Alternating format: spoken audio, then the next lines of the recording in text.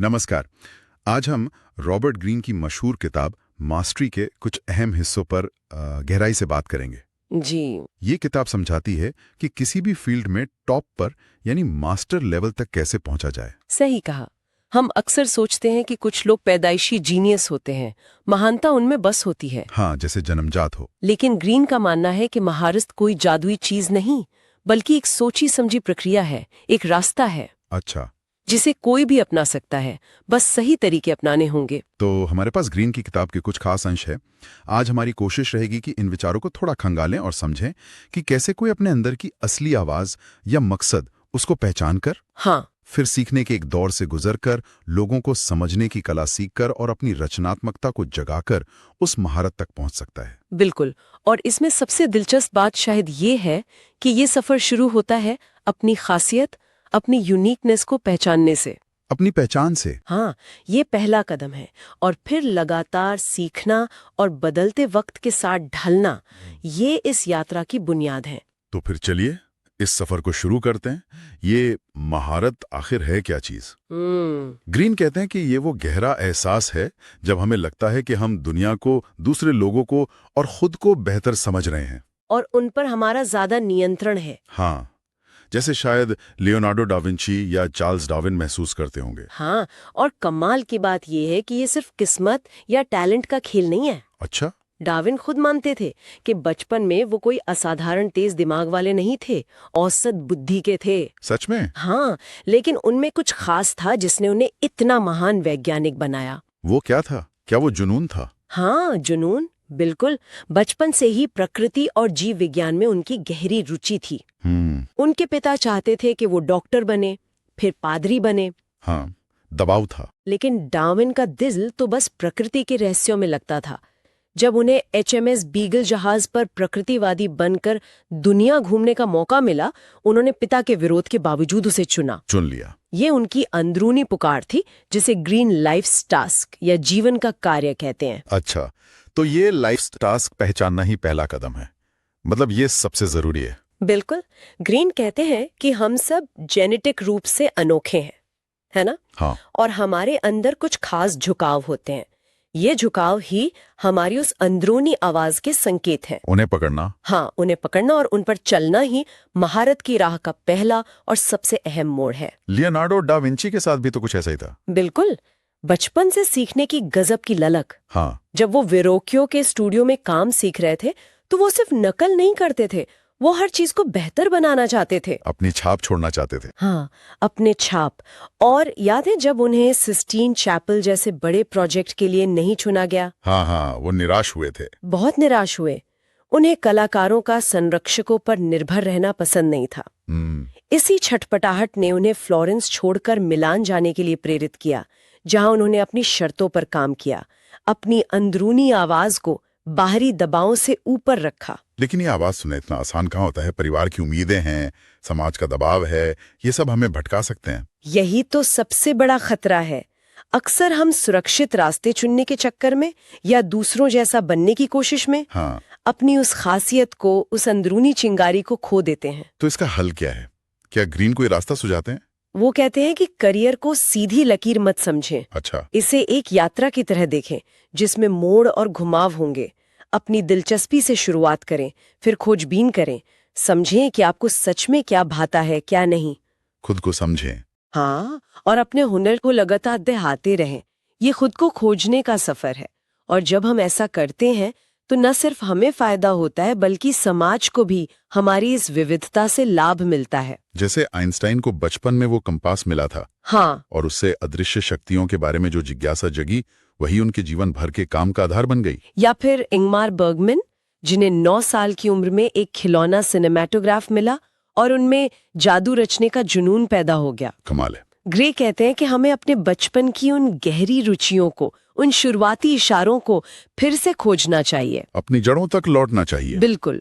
और फिर अपना निश यानी वो खास मैदान ढूंढना चाहिए जहां हमारी अनोखी प्रतिभा और रुचि मिलकर कमाल कर सके। जैसे वो न्यूरोसाइंटिस्ट वीएस रामचंद्रन। हाँ, वीएस रामचंद्रन। उन्होंने न्यूरोलॉजी के बड़े मैदान में देखने और महसूस करने की प्रक्रिया पर फोकस किया। ये उनका अपना खास क्षेत्र बन गया। ठीक है, मान लीजिए किसी ने अपनी अंदरूनी कुकरार, अपना लाइफ टास्क पहचान लिया, अब आगे क्या? इसके बाद शुरू होता है महारत की यात्रा का सबसे जरूरी और शायद सबसे लंबा पड़ाव, सीखने का दौर, सीखने का दौर। जिसे ग्रीन अप्रेंटिसशिप फेज कहते हैं। यहाँ मकसद पैसा या शोहरत कमाना नहीं है, तो क्या है? बल्कि अपने हुनर को तराशना और अपने सोचने के तरीके को बदलना है। आप शुरुआत में एक बाहरी इंसान की तरह होते हैं ना, और धीरे धीरे उस फील्ड की हकीकत, उसके दांव पेच और उसके हुनर को सीखते हैं। इस सीखने के दौर में क्या खास करना होता है? ग्रीन इसे 3 हिस्सों में देखती हैं, पर सार एक ही है: सीखना, अभ्यास करना और प्रयोग करना। सीखना, अभ्यास, प्रयोग। हाँ, सबसे पहले है गहरी नजर से अवलोकन करना, डीप ऑब्जर्वेशन जिसे कहते हैं। अच्छा। जब आप किसी नए माहौल में जाएं, तो आपका काम है चुपचाप देखना और समझना।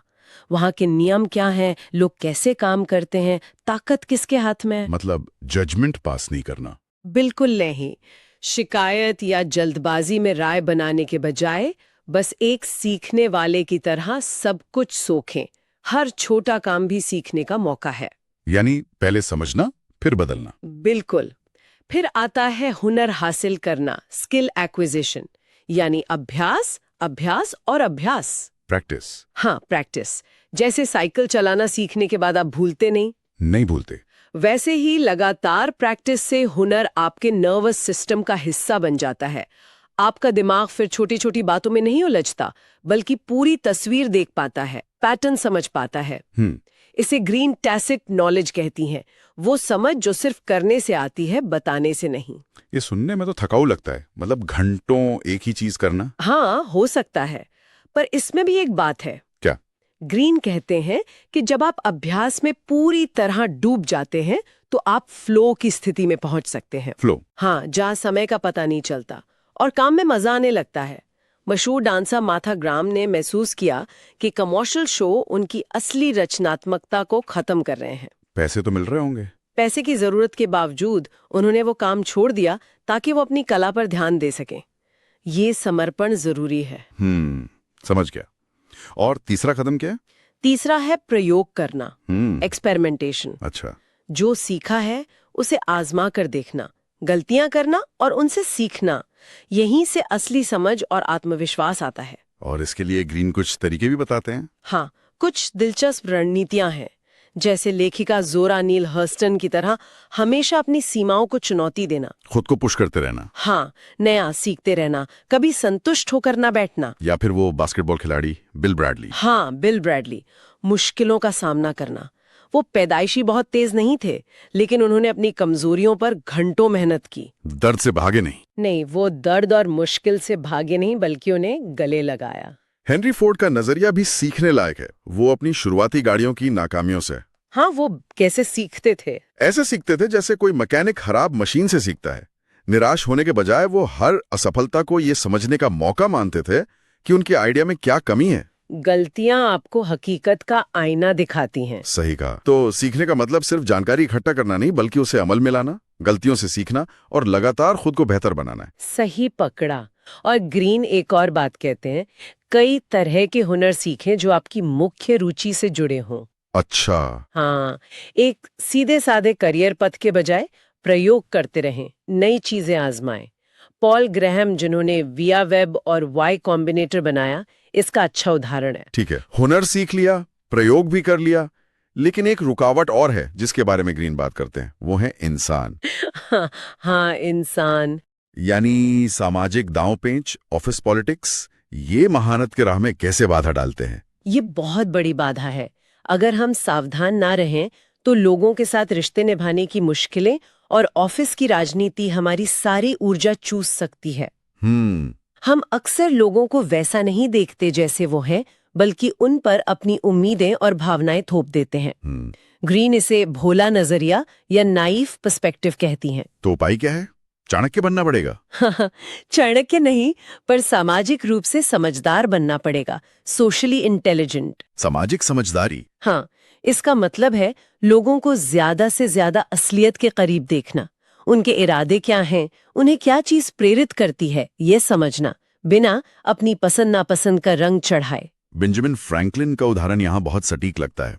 उन्हें शुरुआती दिनों में काफी धोखे मिले। हाँ, गवर्नर कीथ ने झूठे वादे किए, लंदन में साथियों ने पैसों के मामले में परेशान किया। लेकिन इन अनुभवों से उन्होंने सीखा। क्या सीखा? उन्होंने सीखा कि कैसे लोग काम करते हैं। बाद में जब वो कीमर की प्रिंटिंग शॉप में थे तो उन्होंने भाप लिया कि कीमर उन्हें इस्तेमाल करके निकाल देना चाहता है। अच्छा। इस बार वो भोले नहीं बने। उन्होंने चुपचाप अपनी तैयारी की, ग्राहक जोड़े, नए तरीके सीखे, एक साथी तैयार किया और सही वक्त पर अपना काम शुरू कर दिया। रणनीति से काम लिया। हाँ, गुस्सा या कड़वाहट दिखाने के बजाय रणनीति से काम लिया। तो सबक ये है कि लोगों को न तो फरिश्ता समझें, ना शैतान, बल्कि इंसान समझें। बिल्कुल। उनकी अच्छाइयों और बुराइयों के साथ उन्हें स्वीकार करें, दूसरों के नजरिए को समझने की कोशिश करें। कैसे? इसके लिए ध्यान से देखें। लोग बोलते कुछ है, करते कुछ और है। खासकर जब वो तनाव में हो, तब उनका असली रंग दिखता है। ये तो है। और ईर्ष्या जैसी भावनाओं से कैसे निपटें? जब आप अच्छा करते हैं तो लोग जलते भी हैं। ये मुश्किल है, पर ब्रीन कुछ तरीके सुझाती हैं।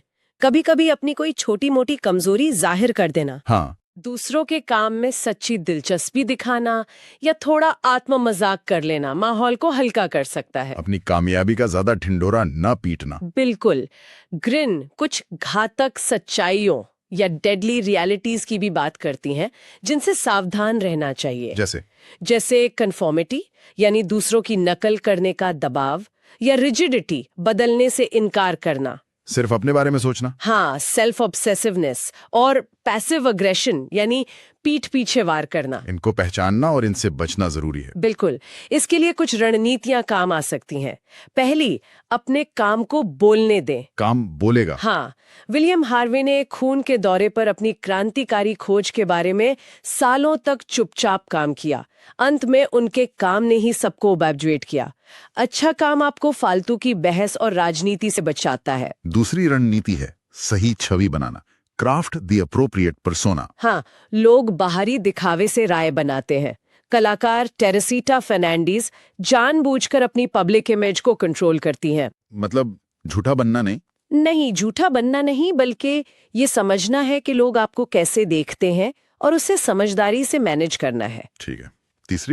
तीसरी, खुद को दूसरों की नजर से देखना। ये बहुत मुश्किल है। बहुत मुश्किल। टेम्पल ग्रैंडन, जिन्हें ऑटिज्म था, अपनी सामाजिक गलतियों को समझने के लिए घटनाओं को बाहर से देखती थीं, जैसे कोई फिल्म देख रही हो।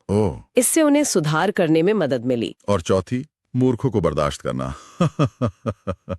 सफर फूल्स ग्लैडली। हाँ, कुछ ऐसा ही। मतलब हर छोटी मोटी आलोचना या बेकार की बहस पर भावुक होकर प्रतिक्रिया देने से अपनी ऊर्जा बर्बाद होती है। बात तो सही है। महान लेखक गोएथे दरबार की फिजूल की बातों से खुद को अलग रखते थे ताकि अपने काम पर ध्यान दे सकें। ये सामाजिक समझदारी तो वाकई एक कला है। चलिए, मान लिया कि हमने अंदरूनी आवाज सुनी, खूब सीखा और लोगों से निपटना भी सीख लिया। अब आता है रचनात्मकता का दौर। हाँ, क्रिएटिविटी। लेकिन ग्रीन कहते हैं कि यहाँ भी हम डर या आराम की वजह से अटक सकते हैं। सही बात है। सीखने के दौर के बाद हमारा दिमाग सीखी हुई चीजों को नए तरीकों से इस्तेमाल करना चाहता है। हाँ। यहीं से रचनात्मकता का जन्म होता है। हाँ। लेकिन अक्सर हम पुराने ढर्रे पर चलने में ज्यादा सुरक्षित महसूस करते हैं। Comfort zone. बिल्कुल। ग्रीन 3 तरह के दिमाग बताती हैं। एक बच्चे जैसा खुला जिज्ञासु दिमाग, दूसरा नियमों में बंधा दोहराने वाला दिमाग, कन्वेंशनल माइंड, और तीसरा मास्टर्स का दिमाग। हाँ, जो सक्रिय है, चीजों के बीच नए संबंध देखता है और उन्हें बदल सकता है। महारथी लोग अपने अंदर के बच्चे की जिज्ञासा को जिंदा रखते हैं। तो इस रचनात्मक दिमाग को जगाने के लिए क्या करना होगा? एक बहुत जरूरी चीज है जिसे कवि कीट्स ने नेगेटिव कैपेबिलिटी कहा था। Negative capability? हाँ, यानी अनिश्चितता और शक को बर्दाश्त करने की क्षमता। हर चीज का तुरंत जवाब या समाधान खोजने की बेचैनी को रोकना। तुरंत नतीजे पर नहीं कूदना। बिल्कुल। अपने पूर्वाग्रहों, कन्फर्मेशन बायस को परे रखकर चीजों को वैसे ही देखना जैसी वो है। और अचानक होने वाली खोजों, मतलब सेरेंडिपिटी, उसके लिए भी तैयार रहना। हाँ, जैसे लुई पास्चर या एडिसन अक्सर कुछ ऐसा खोज लेते थे जिसकी वो तलाश नहीं कर रहे थे। क्यों? क्योंकि उनका दिमाग खुला था। खुला दिमाग और समानताओं पर सोचना, एनालॉजिकल थिंकिंग, भी बहुत काम आता है। जैसे गैलीलियो ने पृथ्वी की गति को समझने के लिए चलती हुई जहाज की गति का उदाहरण सोचा। अच्छा, ग्रीन, द करंट नाम का एक विचार भी देते हैं, इसका क्या मतलब है? इसका मतलब है आपके विचारों और असल दुनिया के बीच लगातार तालमेल बनाए रखना। विचारों और असलियत में? हाँ, सिर्फ सोचना काफी नहीं, अपने आइडियाज को आजमा कर देखना, उनसे फीडबैक लेना और फिर उन्हें सुधारना। जैसे डार्विन करते थे। हाँ, जैसे डार्विन लगातार अवलोकन करते थे, फिर सिद्धांत बनाते थे, फिर और अवलोकन करके उसे परखते थे। बकमिंस्टर फुल्लर अपने आइडियाज के मॉडल या प्रोटोटाइप बनाते थे ताकि उन्हें टेस्ट कर सकें। तो रचनात्मकता सिर्फ दिमाग में नहीं बल्कि करने में है, एक्शन में है। बिल्कुल। और इसके लिए अपनी सोच के पैटर्न बदलने होंगे। मिसाल के तौर पर सिर्फ ये ना देखें कि क्या गलत हुआ, बल्कि ये समझे कि कैसे गलत हुआ। पूरी प्रक्रिया को देखें, छोटी छोटी बारीकियों पर ध्यान दें, जैसे डार्विन ने समुद्री कीलों बार्नेकल्स का, या लियोनार्डो ने पेंटिंग की डिटेल्स का अध्ययन किया। बिल्कुल। और उन चीजों पर भी ध्यान देना जो उम्मीद के मुताबिक नहीं है, एनॉमलीज। हाँ, जैसे मैरी क्यूरी ने रेडियोधर्मिता की अजीब घटना पर ध्यान दिया जिसे बाकी वैज्ञानिक नजरअंदाज कर रहे थे। या फिर उस चीज पर ध्यान देना जो मौजूद नहीं है, नेगेटिव क्यूज। मौजूद नहीं है कैसे? जैसे शर्लक होम्स ने उस कुत्ते पर ध्यान दिया जो भौंका नहीं था। हाँ। हेनरी फोर्ड ने सोचा कि क्या हो अगर कार चले और मजदूर अपनी जगह खड़े रहें, यानी उन्होंने मजदूरों के चलने की जरूरत न होने पर ध्यान दिया और असेंबली लाइन का आइडिया आया। वाह, ये सोचने के बिल्कुल नए तरीके हैं। और शब्दों से आगे जाकर सोचना भी जरूरी है, अपनी सभी इंद्रियों का इस्तेमाल करना। सारी इंद्रियां? हाँ, ग्रीन बताती हैं कि सिनेस्थीसिया, जहाँ एक इंद्रिय दूसरी को जगाती है, जैसे संगीत सुनकर रंग दिखना, ऊंचे दर्जे के विचारकों में आम है। अच्छा, और जब ये सब मिल जाता है तब क्या होता है? अब महारत के शिखर पर अंतर्ज्ञान, इंट्यूशन और तर्क, रैशनैलिटी का संगम होता है। इंट्यूशन और रैशनैलिटी हाँ, है। ये कोई रहस्यमयी शक्ति नहीं, बल्कि सालों की गहरी प्रैक्टिस, अवलोकन और सोचने का नतीजा है। जैसे मार्सेल प्रूस्ट ने सालों तक समाज को बारीकी से देखा, लोगों को समझा और फिर उसे लिखा। हाँ, और फिर उस सारी समझ को अपने महान उपन्यास in search of lost time में ढाल दिया। या टेम्पल ग्रैंडन। बिल्कुल, टेम्पल ग्रैंडन, जिन्होंने जानवरों के प्रति अपनी अनोखी समझ और विजुअल थिंकिंग को विज्ञान के साथ मिलाया। दुनिया उन्हें अलग समझती थी, हाँ, पर उन्होंने अपनी उसी अनोखी क्षमता को अपनी ताकत बनाया। यही ग्रेन का मुख्य संदेश है। अपनी खासियत को पहचाने, उसे तराशें और उसी के सहारे आगे बढ़ें, भले ही वो रास्ता दूसरों से अलग हो। तो कुल मिलाकर महारत किस्मत की बात नहीं बल्कि एक लंबा सफर है। हाँ, एक प्रक्रिया। अपनी अंदरूनी आवाज पहचानो, एक शिष्य की तरह लगन से सीखो, लोगों को समझने की कला विकसित करो और फिर अपने दिमाग को खोलकर रचनात्मक बनो। बिल्कुल, इसमें गहरी लगन, ढेर सारा अभ्यास, गलतियों से सीखने का हौसला और अपनी अनोखी पहचान को अपनाने का साहस चाहिए। Darwin, Leonardo, Franklin, Graham, Ford, Einstein, Proust, Grandin, हाँ, इन सब ने अपने अपने तरीके से यही सफर तय किया। अब जब हम इस चर्चा के अंत में हैं, तो सुनने वालों के लिए एक सवाल छोड़ते हैं। जरूर सोचिए, क्या कोई ऐसी बचपन की दिलचस्पी, कोई जुनून या सोचने का कोई ऐसा अनोखा तरीका है जिसे आपने दुनिया के दबाव में या किसी और वजह से, हाँ, किसी और वजह से कहीं पीछे छोड़ दिया है, नजरअंदाज कर दिया है? क्या पता आपकी महारत की चाबी, आपके असली लाइफ टास्क का धागा उसी भूली बिसरी चीज में उलझाओ। इस पर जरूर गौर कीजिएगा।